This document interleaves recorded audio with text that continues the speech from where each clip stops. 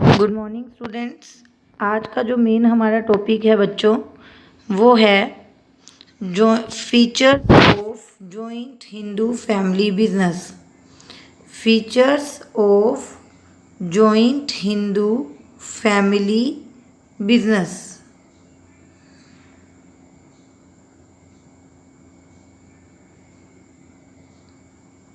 Okay, features of joint Hindu family business.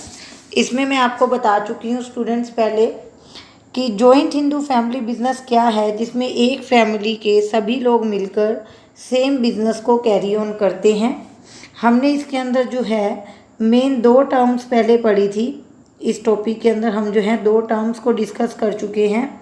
एक हमारा था कोपार्टनर,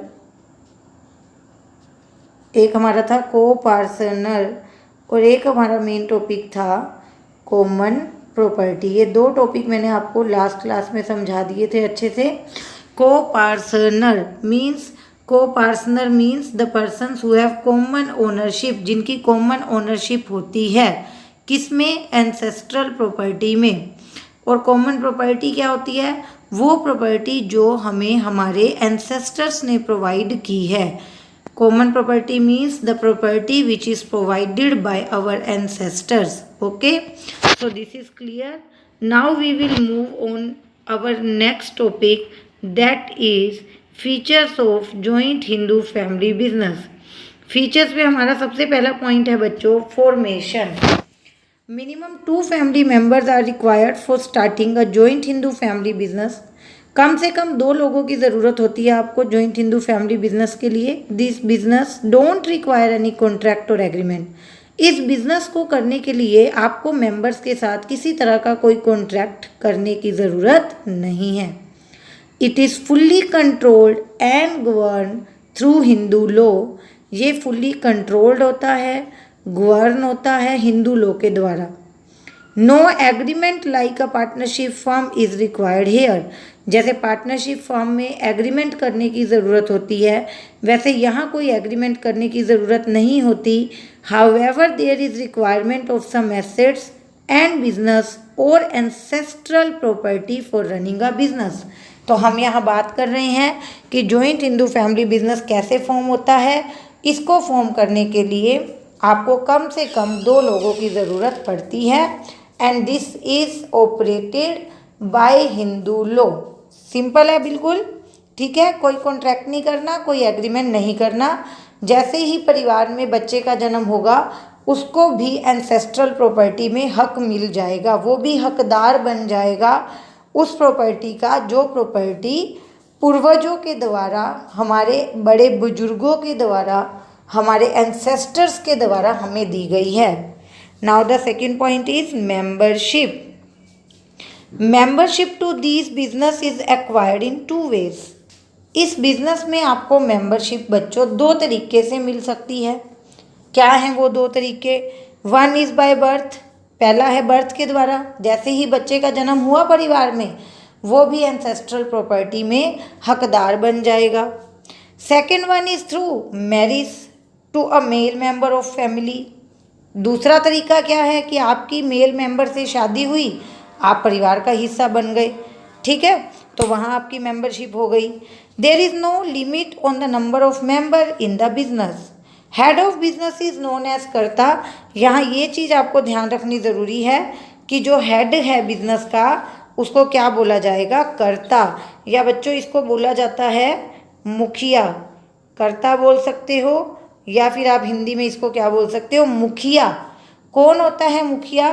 परिवार का सबसे बड़ा सदस्य है। He is the eldest member of the family. तो हमने क्या सीखा सेकंड पॉइंट में, मेंबरशिप हमें कैसे मिलेगी? 2 तरीक़ों से, या तो बाय बर्थ या फिर बाय मैरिज। ओके,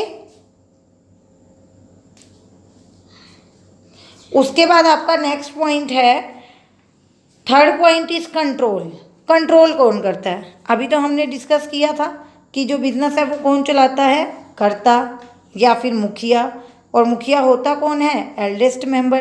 किया था ना हमने अभी ये। He has full freedom to take decision for business.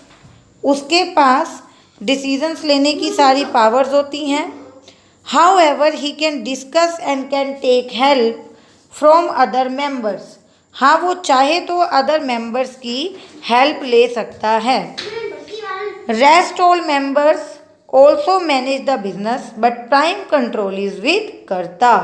All the other member work under his instructions. So क्या सीखा मेन इस पॉइंट में हमने कि कंट्रोल कौन करता है। बिजनेस का कंट्रोल जो है बच्चों वो कर्ता के पास होता है। जो भी मेन डिसीजन टेकिंग पावर है वो कर्ता के पास है। जो भी मेन डिसीजन है वो कर्ता लेगा, उसकी मर्जी है। अगर उसे कुछ पूछना है, कोई सलाह लेनी है, कुछ डिस्कशन करना है तो वो अदर मेंबर के साथ कर सकता है, अदरवाइज कोई ज़रूरत नहीं है, वो जो भी डिसीज़न लेना चाहे ले सकता है। उसके बाद बच्चों बात करते हैं रजिस्ट्रेशन की।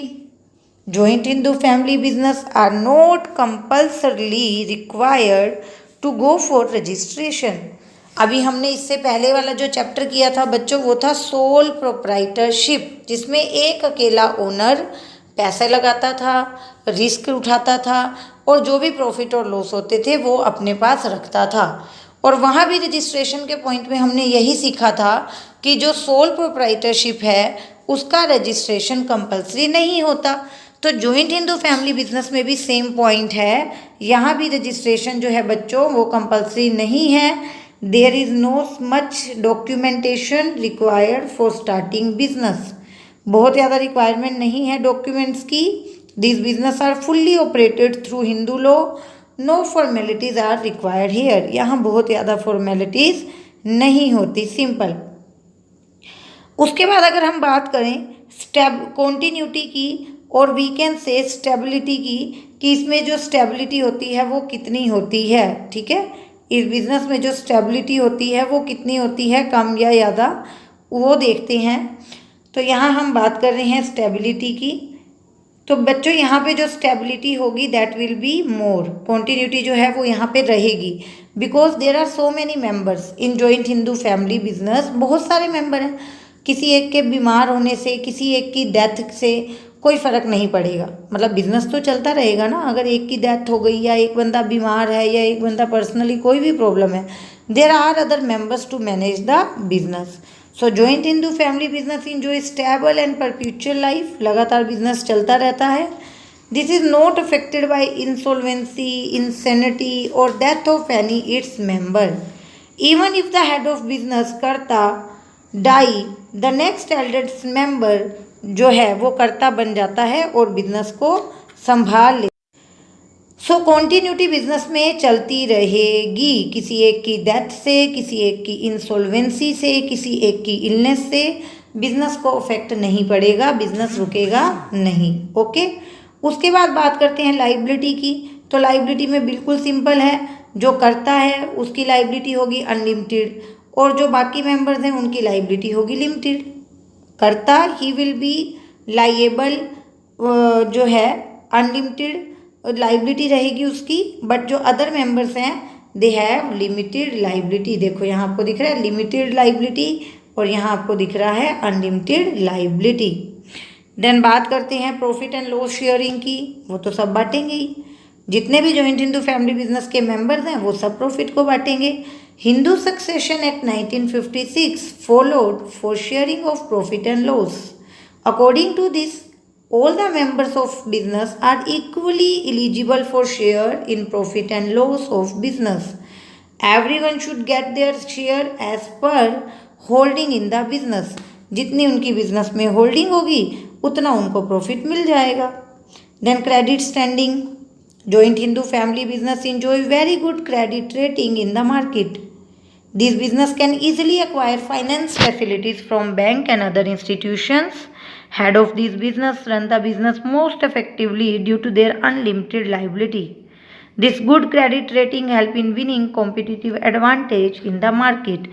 ये good credit rating ही तो है जो बिजनेस को competitive advantage जो है वो दिलवाती है। So student, are you all clear about joint Hindu family business features. बिल्कुल सिंपल फीचर्स थी और बिल्कुल इजी थी। हम फटाफट से इसका एक क्विक रिवीजन ले लेते हैं। उसमें आप देखो क्या बताया गया है आपको। इसमें आपको हमने फीचर्स में बताया फॉर्मेशन के लिए कम से कम 2 लोग चाहिए, बाकी फैमिली के जितने भी लोग हैं वो सब मिलकर यहाँ पे जो है फैमिली बिजनेस को संभाल सकते हैं। मेंबरशिप में आपको मेंबरशिप 2 तरीक़ों से मिलेगी, एक आपको मिलेगी बर्थ के थ्रू और दूसरा आपको मिलेगी कि फैमिली में जो मेल मेंबर है उससे मैरिज अगर हो जाती है तो भी आपको मेंबरशिप मिल जाएगी। कंट्रोल की बात की, कंट्रोल किसके पास होता है बच्चों? कर्ता के पास, ठीक है। सारी डिसीजन टेकिंग पावर कर्ता के पास होती है। रजिस्ट्रेशन नॉट कंपल्सरली जो है नॉट कंपल्सरी। कॉन्टिन्यूटी होती है बिकॉज बहुत सारे मेंबर हैं, अगर एक को कुछ प्रॉब्लम हुई तो बाकी बिजनेस संभाल सकते हैं। लाइबिलिटी कर्ता की अनलिमिटेड होती है जबकि बाकी मेंबर्स की लिमिटेड होती है। प्रॉफिट शेयरिंग रहता है, किसी एक का नहीं होता सारा प्रॉफिट लॉस को बांटा जाता है। क्रेडिट स्टैंडिंग इनकी अच्छी होती है क्योंकि इनके जो है कंपटीशन को इन्हें फेस करना है, ठीक है, तो अच्छे से बिजनेस को ये चलाते हैं और बैंक से फाइनेंशियल इंस्टीट्यूशन से लोन लेना हो तो काफ़ी इजीली इनको मिल जाता है। ओके स्टूडेंट्स, तो इस टॉपिक को आप जो है अपनी नोटबुक में लिख भी लेना, रिवाइज भी कर लेना, कोई भी डाउट हो तो मुझसे डिस्कस कर लेना। Okay, thank you.